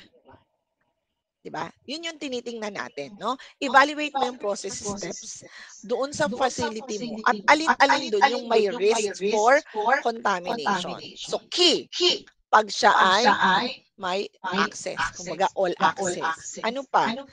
Pag nilagay niya yun, hindi naman mapapansin kasi uniformly distributed siya. In short, walang kulay, walang change in color, walang change in smell, in texture. In short, sumama siya doon na hindi mo nakita. So, kunyari, naglagay ka ng Dorarat, yung dun sa powder. Kunyari, gagawa siya ng 3-in-1 na coffee. Nilagyan niya ng parang powder na pesticide. Makikita ba yon? Maaamoy ba? Makikita ba dun sa produkto? Can you detect it? Kung magawa niya. At saka may kakayahan ba siya para magawa niya yun? May access ba siya? Maiipuslit ba niya papasok sa planta yung ipangko-contaminate niya? Una, di ba? Tapos magagawa niya ba yun? Paano niya gagawin? At pag nagawa niya, naging successful siya, makikita niyo ba? Madedetect niyo ba? Okay? So, yun yun. Eh kung ako, dapat hindi detectable, di ba? Gagawin ko na nga rin lang yung krimen, di gagalingan ko na, di ba? Ganon siya. So, ganon din tayo dapat mag-isip. No? Sino bang gustong mahuli, di ba? Wala. Kasi nga gusto maging successful dun sa krimen na gagawin mo, di ba? So, ngayon, mag-identify ka ng actionable points. Okay? O ito yung mga pinakamatataas or natawag natin significant vulnerabilities. Pwede rin yun. Sa risk assessment, di ba, sa HACCP, significant hazard sa food safety, sa HACCP. Ito naman, actionable points. Ito yung may mga points of highest risk na meron kang significant vulnerabilities. Na doon ka ngayon gagawa ng mitigation strategies para ma-reduce mo ngayon yung risk. Nakita mo na nga mataas yung risk, pababayaan mo pa ba? So, anong gagawin mo? Pabababain mo yung risk niya. Okay? So, may gagawin kang iba aside sa nangyayari na ngayon. Kasi nga, in spite of ginawa mong ibang action, may vulnerabilities ka pa rin. So, may gagawin kang iba para i-reduce mo ulit yung risk mo. Otherwise, hindi ka makakatulog, di ba? So, gagawin mo yon. Okay? So, ito yung mga dapat nating tanungin. No? What food supply chain are you going to assess? Alin ba? Anong produkto ang uunahin natin? Okay? Or raw material natin? Or proseso ang titingnan natin? Okay? Ano yung endpoint ba nung potential attack na to? Gusto ba niyang maka-harm economically, masabotage yung kumpanya or yung buong industriya? O gusto niya lang na may maraming mamatay, di ba? Parang ganon. Okay? So, sino yung mga attacker and paano niya ngayon gagawin? Ito ba international organization, local, o disgruntled employee? Ano-ano yung mga agent na pwede niyang gamitin? Okay? Ano-ano yung mga scenario? Okay? So, ano-ano yung property ng mga agents na gagamitin niya dito? So, medyo mag-i-investigate ka talaga, magre-research ka din. Diba? Kung anong mga nangyayari sa ibang bansa na may mga ganito bang incident para magka-idea ka. Kasi hindi naman tayo kriminal, di ba? So hindi natin yung maiisip basta-basta. So magre-research ka kung ano yung mga incident na ginawa. Kasi yung isang baka naman may kopya-kopya lang. Okay? So ito yung mga dapat nating tingnan no, sa vulnerability assessment. Okay? So normally, insider attack yon. Ito yung pinakamalaking risk. Kaya laging disgruntled employee or ang tawag natin minsan inside job. Ito talaga yung pinakamalaking risk sa mga companies. Okay? Kapag tayo ay sa food defense. Kasi nga, ang liit naman ang chance na yung produkto natin ay gamitin ng terorista. No? Depende sa produkto. Okay? So, ito yung mga dapat natin kinoconsider. Ano yung public impact pag nagkaroon ng contamination? Ano yung degree ng physical access? Magagawa niya ba yun? Okay? Yun nga, if na-successful niyang na-contaminate yung produkto nyo, ano ba? Kaya niyong ma-detect? Or makakalabas siya ng undetected kasi you'll never know. Okay? So, kailangan meron tayong tinatawag na yun nga, vulnerability assessments. Kaya normally, nilalagyan natin to ng scoring, parang kagaya ng HACCP. Mini-score natin ng 1, 2, 3, 4, 5. Okay? Kasi ang goal natin ay tingnan natin kung ano yung biggest risk para doon tayo mag-focus. Kasi hindi limited ang ating resources. We can only do so much with a limited period of time. Okay? So, kaya kailangan titingnan natin kung ano yung biggest risk. Kasi alam naman unahin natin yung mga madadali, pero maliit lang naman yung impact niya, di ba? So, bunta tayo, mag-focus tayo dun sa malaki yung risk natin. Okay? Kasi para hindi siya mangyari. Okay? So, pagdating sa processes natin, sabi natin, no, tingnan mo yung iyong process flow. Alin-alin sa process flow mo kaya, ma'am, ang malaki ang risk? Di ba? Yan yung question nyo. Ma'am, sa process flow, sabi mo, depende kasi siya, di ba? Yung mga CCC. Paano, alin kaya doon yung malalaki ang risks? Identified na din yon. Okay? Usually, sa receipt of materials, kaya ito naka-red, ito yung mga, usually yung mga malalaking risks pagdating sa food defense. Lalo na kung ang iyong produkto ay liquid na bulk. Kunyari mga tangke-tangke ng mga coconut oil, mga ganyan. Yan, malaking risk yun. Kasi pag kinontaminate ko yun, ang daming produktong maapektuhan. Tangke ng tubig. Okay, pag kinontaminate ko yun, di lahat ng produktong gagamitan ng tubig na yun, contaminated na. Tama? So, kung ako ang mananabutahe, ganun yung gagawin ko. Correct? Ano pa? Yun nga, yung mga liquid storage and handling. Yung storage natin, yung mga tangke. No? Yan yung malalaki ang risk. Kaya dapat lagi yan sarado. At saka naka-susi. Okay? Ano pa? Weighing and dispensing. Yung nagwe-weigh ka ng ingredients mo. Bakit? Pwedeng pinremix mo. Minsan kasi nagpe-premix ka na. So, hindi mo na alam kung anong hinalo niya doon. Diba? So, ang tawag doon mga secondary ingredient handling, mga premixes, pwedeng doon nilagay. In mga WIPs natin, pwedeng doon ilagay. Okay? Ano pa? During mixing and blending, kasi nga mahahalo siya. Masasama na siya. Okay? The rest of this, medyo less na yung risk mo dito. Okay? Medyo mas less. Ito yung mas focus natin sa ating processes. Okay? So may technique naman. Kung alin yung mga medyo tingin nyo ay ito dito ka mas magpo-focus. Kasi ito nga yung mas malaki ang risks. Okay? So the question is, ano-ano man nga yung types ng threats mo and vulnerabilities? So pwedeng terrorism nga, sabi natin, pwedeng sabotage, pwedeng economically motivated din siya, which is usually, ang ginagawa natin, ito ay dinidiscuss na natin, under food fraud. Okay? So ito yung mga according to PAS 96, no? Publicly available specifications, ang tawag ng PAS. Ito yung mga threats natin or vulnerabilities, malicious contamination, EMA, counterfeiting, no? Pwede ring cybercrime, okay? Sinabotahe yung internet, di ba? Espionage, and pwedeng extortion. So, yan yung mga pwede natin i-consider. Okay? So, ang tanong natin is, paano naman kami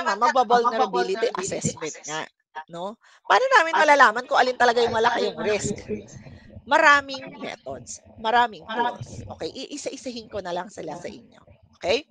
So, una ay yung PAS 96. This is the first standard, okay, to address the potential threats and mitigation of deliberate attacks sa food system. Okay? So, ito yung guideline. Okay? Available to, pwedeng i-download. Okay? So, ina-outline nito kung paano gawin yung TACIP or yung Threat Assessment Critical Control Point. Okay? So, pwede natin gamitin yung TACIP. Okay? Tama, di ba yun yung nasa una natin, Food Safety Management System. But in fact, meron pang iba. Okay? So, ito yung process ng TACIP. No? Ito yung process flow. Paano mo siya gagawin? Sabi niya nga, di ba, yan, form ng team, mag-assess ka, mag-review ka, mag-research ka, itingnan mo yung assess, etc., etc. Okay? Ito na yung, kumbaga, ito na yung 12 steps. Kung sa HACCP, ito na yung 12 steps. Okay? So, dito mo siya gagawin, yung vulnerability assessment mo. Pwedeng gamitin mo ito, ang guideline na gagamitin mo ay PAS 96. Pwede yan. Sabi mo, anong ginamit mong tool para sa vulnerability assessment? Pwede yung PAS 96. Okay? Publicly available to. Medyo, kung isang buong seminar ulit yun ng buong day, para i-discuss natin yung buong PAS 96 lang. Okay? So, pwede rin, dahil dito, magkakaroon ka ng mga ganito, parang sa HACCP pa rin. Okay? Magkakaroon ka ng risk matrix. I-assess mo kung ano yung high, extremely high, medium, low. Okay? So, mag-assess ka. I-rank mo siya kung ano yung probability niya as well as your severity. Okay? Sa iyong TACIP. Sa VASIP, ganun din. Sa food fraud, ganun din. Okay? Ganito din. Okay?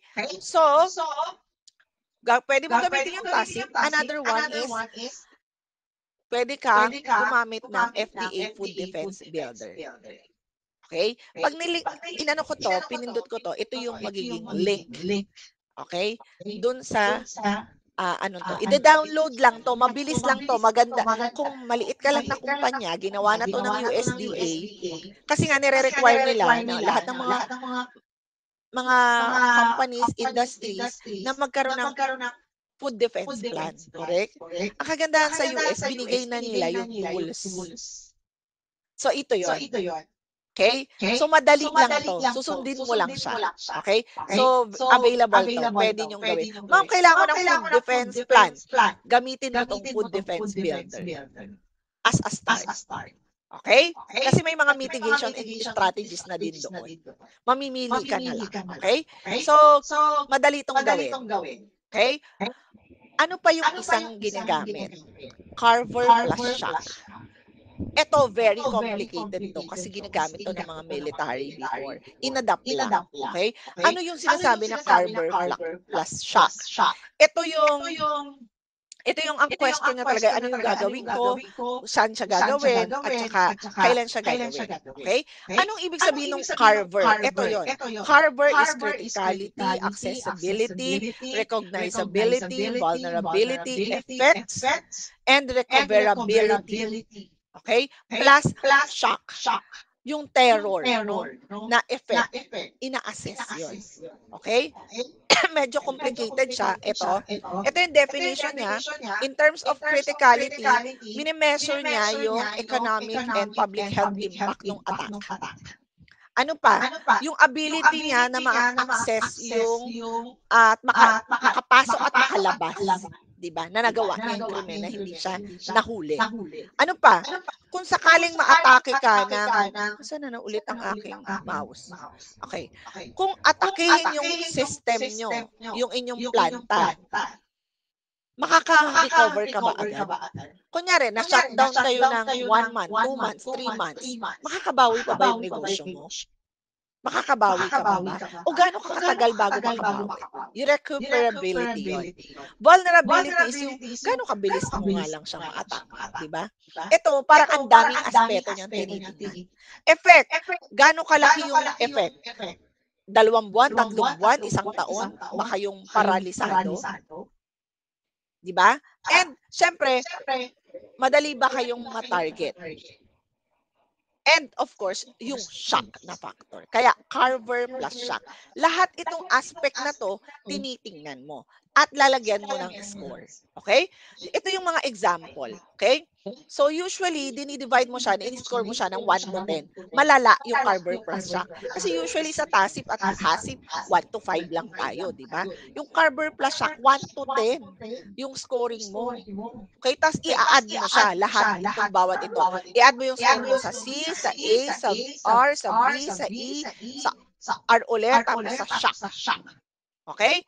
So, paano yun? So, ito yung mga definition niya. Okay? So, medyo pareho lang naman siya nung kanina. Okay? And, eto nga, no, yung shock is yung kailangan ba may national level to, international.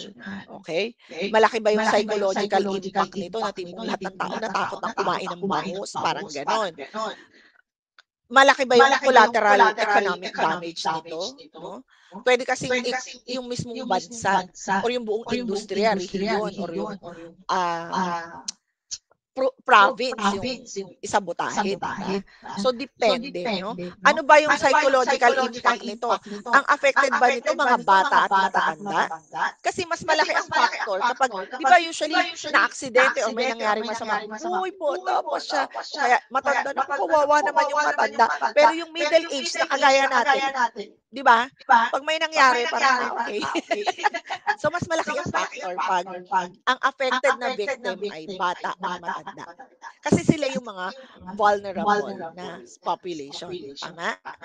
O kaya buntis, kawawa naman, buntis pa naman siya, di ba? May mga ganung factor. Okay, so shock yun. Okay? So yan yung mga tinitingnan, ini-scorean. So may mga ganyan siya, ito yung mga question para mo siya sagutan. Okay? Yan yung mga question ng Carver plus shock. Okay? Isang araw ulit ito na training kung gusto mo ng Carver plus shock. Or even half day. Okay? So yan yun. No? And then, i-scorean mo siya 1 to 2, 3 to 4, pero actually parang 1 to 5 din lang siya. So, lalagyan mo ng criteria bawat isang element. Yung criticality, lagyan mo ng criteria, accessibility, recuperability, vulnerability, effect, recognizability, and shock. Lalagyan mo paano mo siya ma-scorean.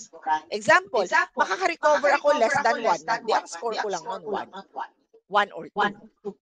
Eh kung mga 1 to 3 months, o di ba, more than 1 year, ang score ko na doon, 9 or 10. Okay? Ito yung mga suggested na scoring. Although, pwede mo itong i-customize, depende sa yung organization. Okay? Lahat ng matrix na ganito, kino-customize to. Depende dun sa reality or context ng yung organization. Okay? Kasi pwedeng sa'yo, pag tumigil ka na ng 3 to 6 months, nagsarado ka na. E di 10 na yun sa'yo. Diba? Hindi siya 5 or 6. Okay? So, ikaw ang mag-determine ito. Pero may guide na siya. Maraming available dito about Carver plus shock. Okay? Nung una ko di siyang binasa, na-shock din ako. Kasi parang na-overwhelm ako. Ha? Lahat ito, Diyos ko.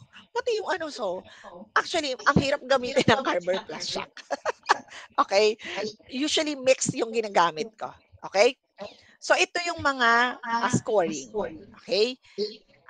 Merong guidelines dito on Carver plus. Maraming materials on Carver plus shock. Kaya lang ito kasi usually in dollars kasi nga US ang nag-develop. Okay? So, pagdating sa Pilipinas, hindi nila binago. Kaya naloka ako dun sa Carver plus shock na ng PNS. Okay? So, usually, ganito yung gagawin. Ito yung process nodes mo. Okay? Yung process mo. Diba? Yung process flow mo. And other elements ng iyong facility, etc. Supply chain. Okay? I-scorean mo siya isa-isa dito. And then, ngayon, ito total mo siya. Saka mo siya ngayon i-rank. Para malaman mo kung ano yung may highest risk sa'yo. Sa process mo, sa produkto mo. Okay?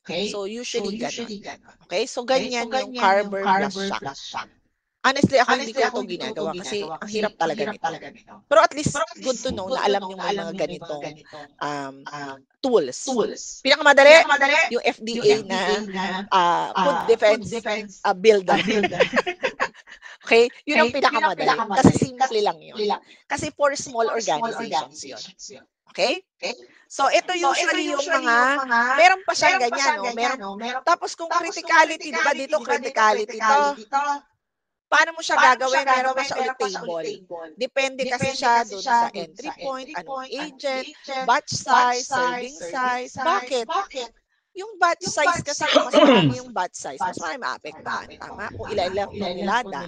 Diba? Kung ako mang sasabotahe ako, gusto ko, isang tonelada na kaagad kaysa sa padalawa-dalawang kilo, kaya 50-50 kilos. Diba? So kung mas malaki yung batch size ng iyong produkto, mas malaki yung risks. Yun yung sinasabi. Kung yung serving size mo, malalaki ba? So maraming or maliliit. Maraming makakakain agad in a few minutes, hours, di ba?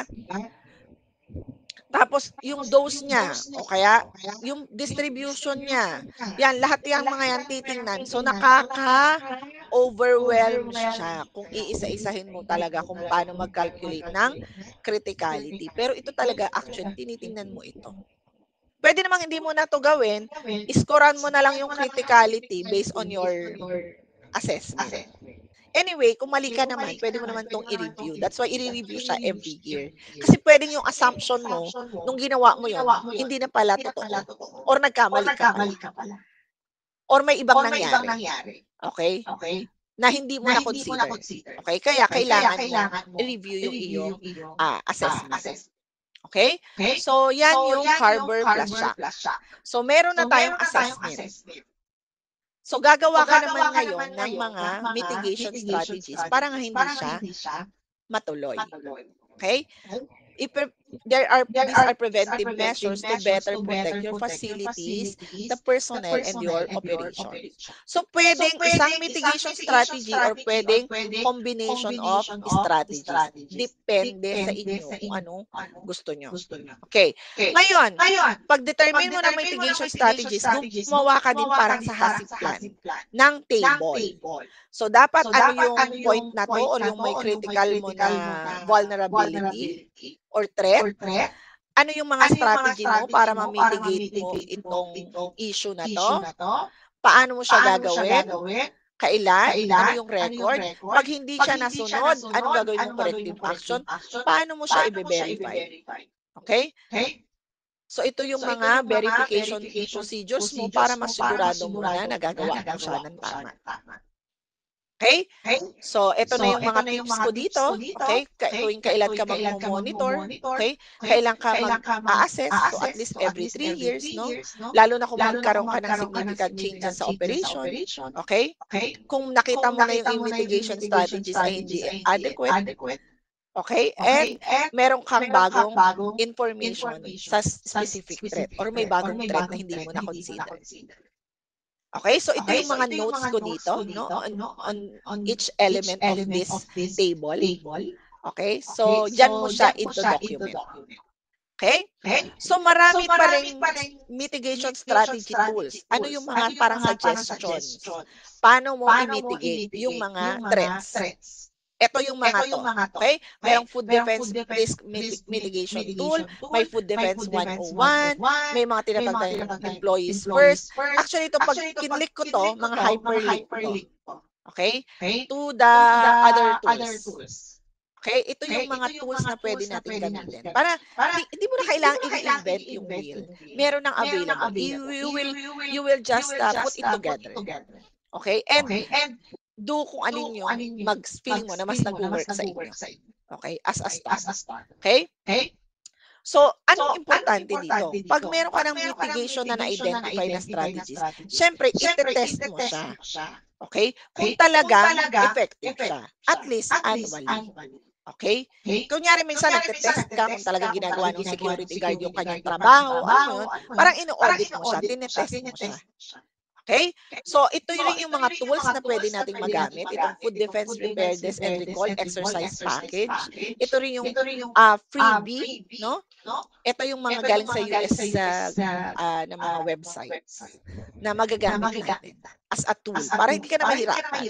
Okay? And of course, kung meron ka ng mitigation strategies, meron ka ng plan, anong gagawin mo? I-communicate mo na siya. And you collaborate with all the stakeholders, yung paligid mo, di ba? Yung mga local authorities as well. And of course, so that you could share best practices as well. So pwede rin ito, no? Ito yung mga, pwede rin may mga posters. So may mga available na ganito. Okay? Reminder. So pwede rin yan. Okay? So, that's the last step actually. Kasunod na nito yung review and maintain. So kung meron ka ng documents, i-review mo siya. Kasi nga baka mamaya mali na yung assumption mo or meron ng bagong nangyari. May update na siya.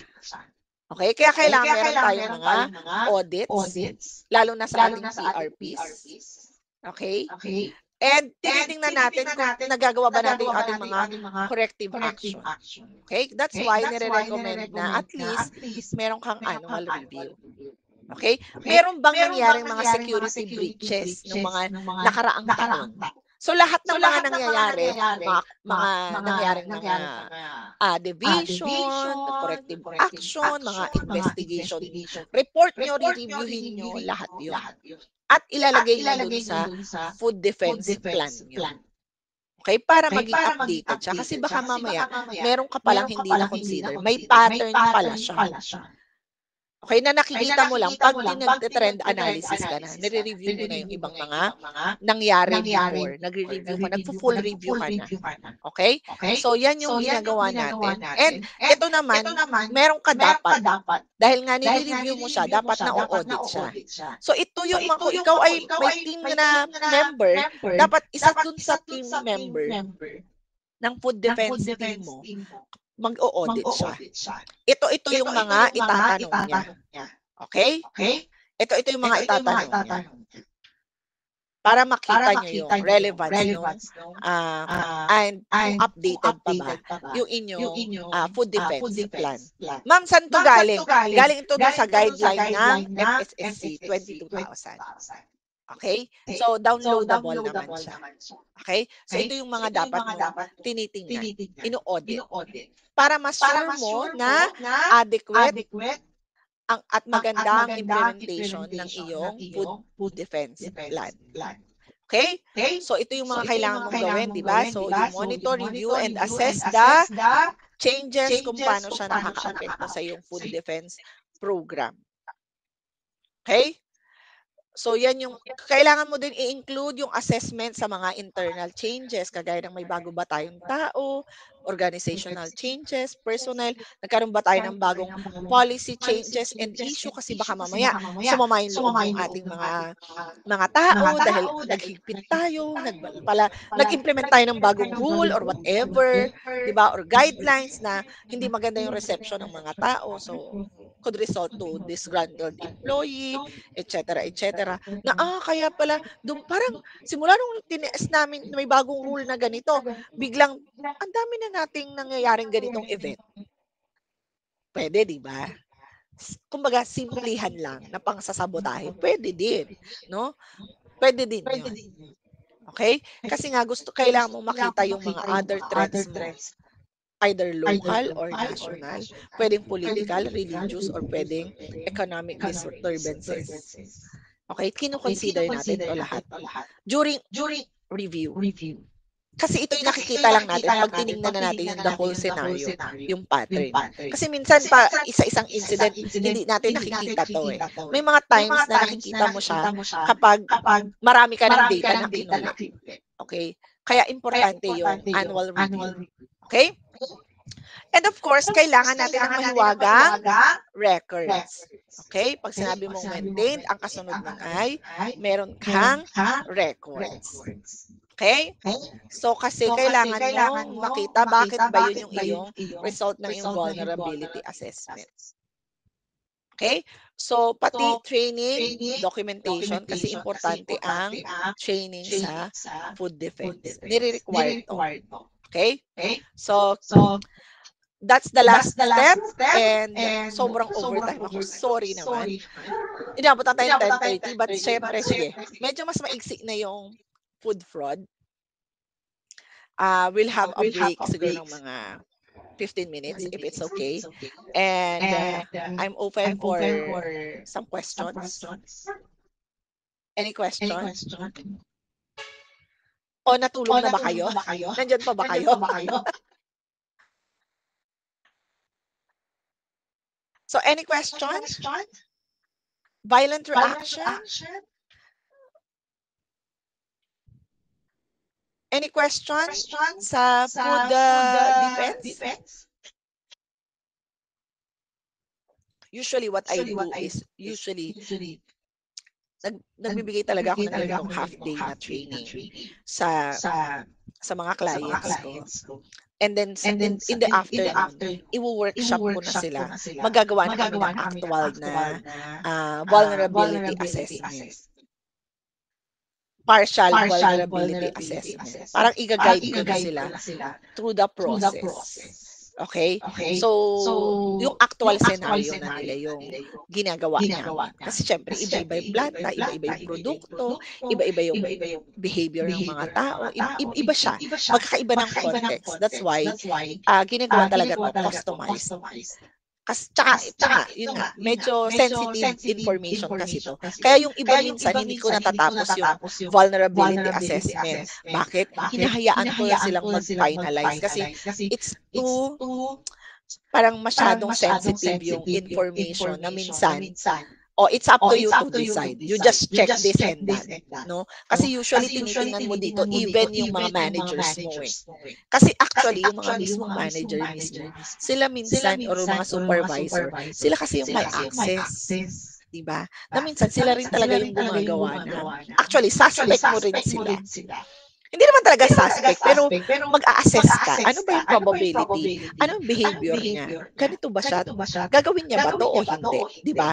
So, which is, minsan, ang nag-a-assess na nito, yung mismo may-ari or sobrang top management na siya. Kaya minsan sasabihin ko, o di gawin niyo to, pero yung ibang part, on your own na. Ito na lang yung, binibigyan ko na lang sila ng idea. But it's up to you kasi ayaw ko syempre yun kasi ang hirap nun eh, masyadong personal na, di ba? Tsaka talagang mag-i-investigate ka. Okay? Any questions? Any question po? Hala, may natutunan ba kayo? Bakit wala kayong tanong? Nandyan pa ba kayo? Okay? So I'm done with my first part. Okay? So we'll have a break po. Nasaan na po yung ating moderator? Sir moderator, where are you? I'll stop presenting and compliance, NCs, mga ganun ma'am. So yun Yes, yung ginagawa ng parang yung sa bones, 'di ba? Mayroon yung bones, ma'am, na titingnan mo ano ba yung role, ano ba yung dapat mong gawin, parang ganun ba yun, ma'am? Ulit, ma'am. Sorry, parang hindi ko na-gets. Ma'am, kasi 'di ba ma'am, pag may non-compliance ka sa mga, 'di ba, sa mga ISO, ma'am, no? Sa mga audit. Mm-hmm. 'Di ba, pag sa amin kasi pag may non-compliance ka, gumagawa ka ng bones. 'Di ba yung sa bones, ma'am, tinitingnan mo talaga? Ishikawa. Fishbone. Yes, ma'am. Apo. Yes, ma'am. Ganon din po. Parang ganon din po ba yun, ma'am? Yes, oo. Kasi bago ko makagawa ng corrective action, laging kailangan alam mo yung root cause. Kaya very magandang skill na magaling kang mag-root cause. Kasi kung hindi ka magaling, hindi mo natukoy yung root cause, hindi ka makakagawa ng tamang corrective action. So, laging ganun pa din. Mag-investigate ka pa rin. Mag-identify ka pa rin ng corrective action. Yung iba kasi, ma'am, natatakot pag may pag may NCs, di ba? Non-compliance pag audit. Ma'am, kasi siya? Yes, ma'am. Sorry. Ganito, ma'am, kasi siya. Because you view the NC as a parang very negative. Dapat ang mga NC, binuview mo to as a means to improve your current system. Kasi wala namang sistema na perpekto. 'Di ba? Yes, ma'am. Walang Yes, ma'am. sistema na perpekto and it always evolve. Kaya nga may tinatawag tayong continuous improvement eh. Kasi what you do 2, 3 years, 4, 5 years ago may not be effective or ngayon. Correct? Kahit na nagtuturo ka, 'di ba? Nagtuturo ka na for 20 years. Example, applicable pa ba yung strategies natin sa mga bata ngayon? Hindi na, 'di ba? With the advent of ChatGPT Social and media ka na, everything. ma'am. Correct, 'di Nagpo-post ka ba? na sa FB. Correct, 'di ba? Si So, ma'am, ano, ganito, ano ba yan, mga actually, ma'am, may mga ganun na students, pinost yung madam na ganito daw, bakit, ganito. Di ba ganun, ma'am, ngayon, pag ng estudyante, post agad cor- sa FB. correct. That's why hindi na siya effective. I mean, dapat nag-iiba rin yung strategy mo or nag-iiba ka talaga ng sistema. That's why ang NC is a tool, no? Kaya ka nga ino-audit eh kasi tinitingnan kung effective yung implementation because we are human, minsan nagkakamali tayo, minsan di natin ginagawa, minsan may mga pasaway. Okay? Kung view mo yung NC as a means to improve your system, then you'll welcome any complaint or any NC. Kaya lang, baka mamaya rin kasi iba yung motivation ng inyong auditor. Yung auditor kasi, pag nag-audit ka ng isang management system or ng any system, dapat Yes po. ang goal mo ay tulungan yung ino-audit mo to improve Ah, his or her process or system. 'Di ba? Kasi para yes may po. value adding dapat yung ginagawa mo. Hindi yung naghahanap ka ng mali. Magkaiba Mm, 'yon. Ang hinahanap mo pag nag-o-audit ka ay compliance. Nasusunod niya ba yung standard? Hindi ka naghahanap ng mali. Okay? Ang hinahanap mo ay nako-comply niya ba 'yon? And yung not fault finding. correct. Magkaiba kasi 'yon. Pero kung ang motivation or ang goal ng iyong auditor, ang mindset niya ay tulungan yung tao, tulungan ko yung ino-audit ko, hindi yung, it's payback time. Yari kayo sa akin ngayon. Well, iba din yung result ng audit mo. Diba? Pero kung nakita ng iyong auditee at ikaw din auditor, ganun yung prinsipyo mo or ganun yung iyong mindset, then your audit will be very fruitful and it will be helpful and hindi ka rin makaka-receive ng any resistance from your auditees. So minsan may parang mind setting din yan eh for the auditors and the auditees, 'di ba? So kaya yan yung mga parang kailangan nating mga i-correct na mga uh, precondition ng mga tao about ano. Kaya yung iba galit sa ISO standard because sabi nila minsan wala namang anong papel lang yan or so and so for compliance lang. Hindi kanon. Kasi ibig sabihin hindi nyo pa naintindihan yung real benefit or yung real purpose bakit kayo nagpa-ISO. Whatever ISO standard it is. So kailangan pa nating i-correct yung mindset siguro at understanding ng mga tao about the standard. Kaya Okay. ganon. Thank you po, ma'am. Okay po, andyan na po si Sir Jan. Sir Jan, take away. Thank you very much, For the ma'am. response po, Doc. Magsahin ko lang po yung some messages here sa ating chat box. Okay, nasagot na yung tanong ni John Rex. Ito po, from Myla Muyot. May criminal or administrative case po ba sa offenders ng food sabotage?